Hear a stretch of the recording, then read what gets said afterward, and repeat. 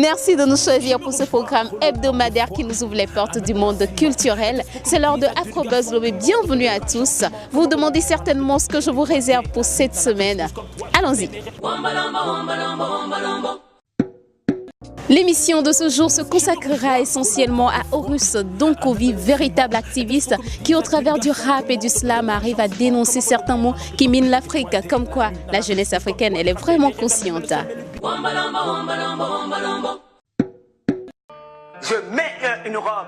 Alors, c'est qui Horus? Horus, c'est un artiste togolais. Je préfère dire artiste parce que ça me permet de mettre dans ce creuset plusieurs choses que je fais, notamment le rap et le slam. Et on prie Dieu pour qu'on puisse progressivement atteindre l'écriture. Quelqu'un qui part et qui envisage l'éventualité d'un échec, celui-là peut trouver le péril absurde et donc l'éviter. Mais celui qui part pour la survie, qui considère que la vie qu'il a à perdre ne vaut rien, eh bien celui-là, sa force est inouïe parce qu'il n'a pas peur de la mort. Et je me suis dit qu'il faut que ça cesse. Arpenter l'asphalte en t-shirt et jean used. Le soleil qui te frappe le crâne quand t'exploites ces boss nobles. Je me suis mis dans l'écriture du morceau Exodus quand j'ai pris conscience que la presque totalité des personnes avec lesquelles j'avais grandi avaient décidé de partir. Et tu voyais tes proches partir. Il y a des proches qui partaient, des familles entières sont parties, des classes entières sont parties. Et tu voyais ça et tu comprenais déjà très jeune que s'ils partaient, c'est parce qu'il y avait un mal-être et c'est parce qu'ils se promettaient de réussir et de faire réussir leur famille. Et Exodus, les premières phrases d'Exodus, elles commencent comme ça. Pourquoi on part? Pourquoi on décide d'aller à l'extérieur? Donc Exodus, le titre, en référence à ce morceau de Bob Marley qui est Exodus, en référence aussi à ce chapitre de la Bible qui parle de l'exode d'un peuple. Et là, dans ce cas typique, il s'agit de l'exode de la jeunesse africaine, qui à un moment, parce qu'elle estime qu'elle n'a plus rien à perdre, prend ses bagages et décide de traverser le désert, décide parfois de faire des magouilles, décide parfois d'être malhonnête pour avoir des sous et se dit une fois que je serai de l'autre côté, je ferai ce qu'il faut pour réussir.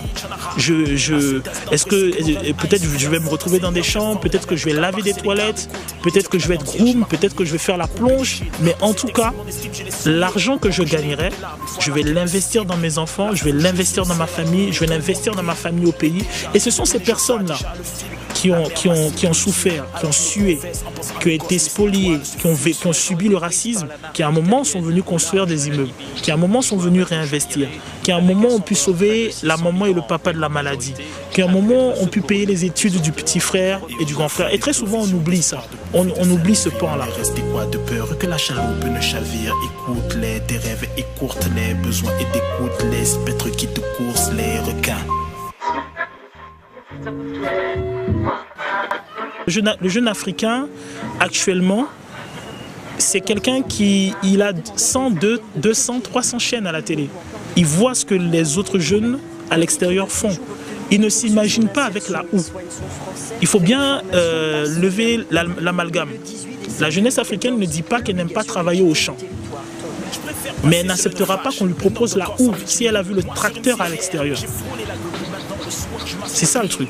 La jeunesse africaine ne dit pas qu'elle n'aime pas la pêche. Elle dit qu'elle n'acceptera pas la barque en bois et qu'on lui dise « contente-toi de ça, ne rêve pas trop, ça va aller ».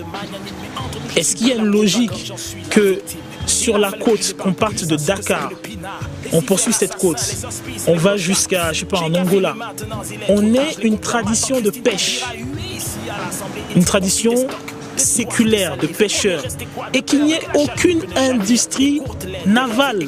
Il n'y a pas une industrie. une usine, une industrie qui construit des bateaux, qui construit des hors-bords. Nos jeunes tremblent dans le pays. Les jeunes sont devenus des soulards, mais ce sont les jeunes, c'est l'espoir du pays, ils ne sont que des soulards. Qu'est-ce que le Togo va devenir? Je ne sais pas. Qu'est-ce que le Togo va devenir? Moi, je vais vous donner une anecdote, celle qui est de mon pays, le Togo. Un professeur privé, un enseignant, quelqu'un qui va aller au campus, qui va faire ses années d'études, qui dit je veux enseigner, son salaire se situe entre 20 000 et 50 000 le mois, dans le privé. Une chambre, deux chambres salon, WC, douche, cuisine se loue à 50 000. L'avance 1 an, le sac de riz il est à 25 000.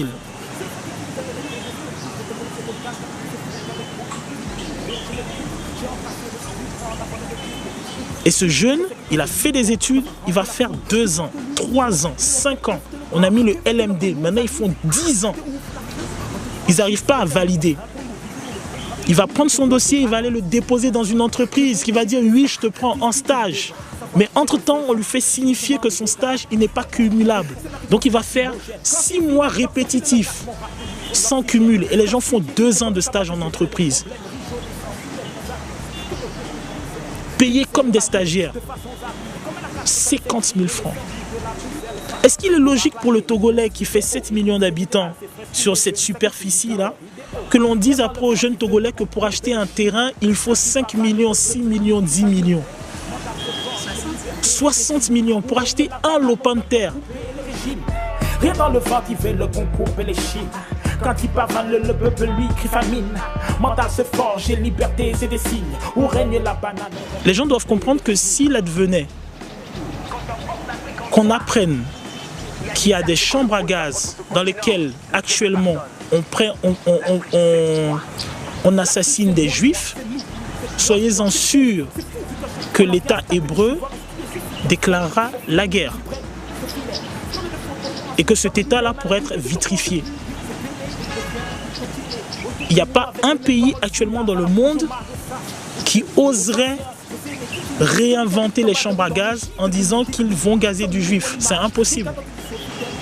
S'il advenait que demain, on prenne, je sais pas moi, des ressortissants européens ou des ressortissants d'un pays d'Europe et qu'on leur mette des chaînes, qu'on les flagelle, cet État-là ne ferait pas une semaine. Ça s'est déjà produit. On l'a vu au Congo. À l'époque de Lumumba, quand il y a eu cette révolte de l'armée qui a créé le viol d'un certain nombre de femmes belges, l'État belge a envoyé ses paracommandos. On n'est pas venu faire demander des enquêtes. On n'a pas demandé à Lumumba, faites des enquêtes pour voir, non, nous allons protester à l'ONU.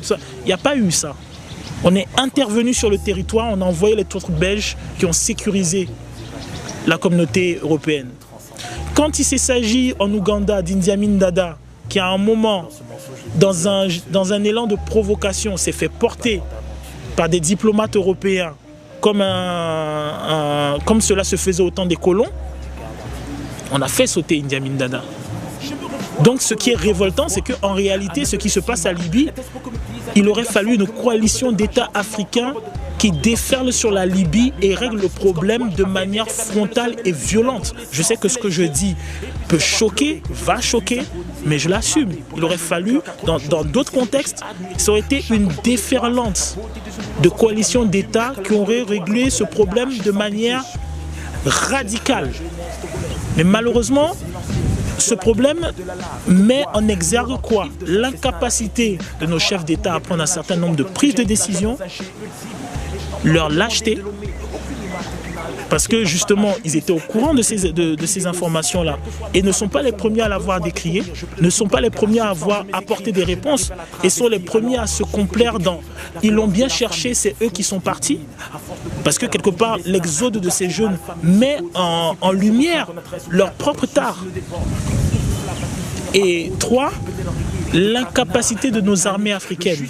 Les gens l'ont dit, ils ont été réprimés. Nous n'avons pas d'armée. il n'y a pas d'armée mondialement connue qui sous-traite sa formation. Vous n'irez pas voir des Américains aller se former en Europe. Les Américains fabriquent leurs propres armes. La France fabrique ses propres armes. Vous n'irez pas les voir sous-traiter la formation de leur élite au sein de l'armée à l'extérieur. Les Africains ont des corps, mais des corps qui sont là pour réguler ce qui se passe au niveau national. Même au niveau sous-régional, il faut de l'aide. Un beat pour faire swinguer les têtes. Mon rap, code secret d'une génération qui a un flingue pointé sur les rêves. Wesh yo, je répète pour les rap analphabètes. Mais si tu savais combien de fois nous a mis à l'abri ce même si je comprends l'exode, je reste persuadé que tout doit se faire en Afrique. L'avenir du monde, c'est l'Afrique. Maintenant, le défi se traduirait peut-être par une phrase. Soit les gens feront l'Afrique, ils feront le panafricanisme, disons l'unicité de l'Afrique pour eux et comment ils le conçoivent, ou soit ce sont les Africains qui feront cette union-là de la manière dont ils le conçoivent. Donc, ou soit nous construirons l'Afrique, ou soit on la construira pour nous.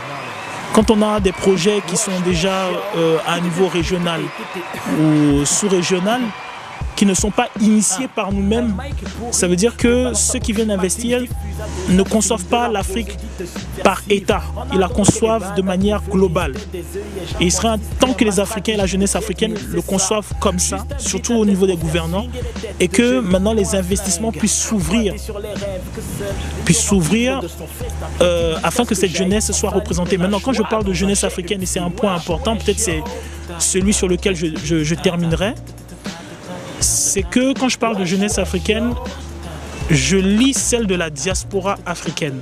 Et dans cette diaspora africaine, j'inclus ceux qui sont partis faire des études, ceux qui ont grandi à l'extérieur, les descendants d'esclaves, qu'ils soient caribéens, qu'ils soient afro-américains, qu'ils soient de l'Asie, comme les afro-descendants turcs, parce que je reste persuadé que l'Afrique ne peut se libérer, ne peut bénéficier d'expertise et de financement que si elle arrive à rallier cette diaspora à elle. Point final à ce rendez-vous hebdomadaire de l'art, de la culture et de la mode. On se retrouve la semaine prochaine pour la découverte d'autres talents dans Afrobuzz Lobé. Ciao, ciao. Allez, voilà, ça fait ça. Je me revois grelottant de froid à même le ciment. Était-ce pour que me disent adultes garçons que mort te donnera gentiment? Comme abandonner ma lampe tempête et pointer la lune à la rescousse comme toi. Je gravais mes rêves à même le sol, mais le bide d'adolescence et les yeux épuisés d'avoir pleuré que je les ai vus agoniser. Alors j'ai rappé pour calmer mon cœur car trop de choses ulcérées.